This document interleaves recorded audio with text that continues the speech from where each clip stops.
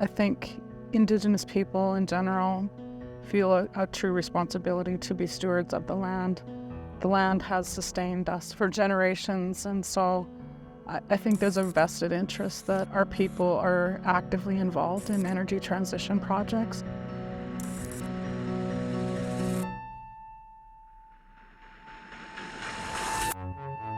My name is Heather Bishop. I'm the Economic Development Director for Cold Lake First Nations.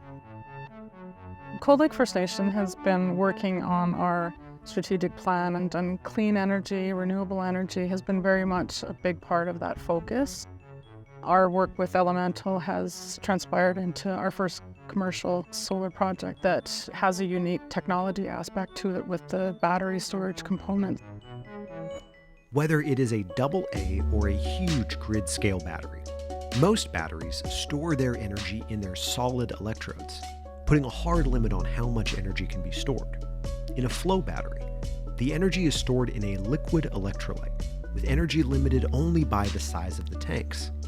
The liquid vanadium in this system is pumped between two tanks through a fuel cell stack, which produces electricity. The result?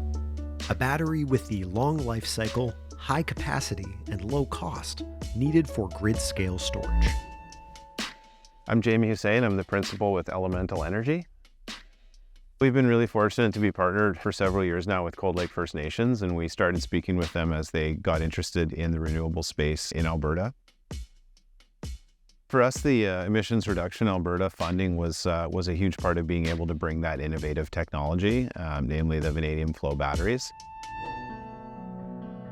So this is about a $45 million capital cost project, and we received approximately $10 million through Emissions Reduction Alberta through the Government of Alberta to support the financing for this project.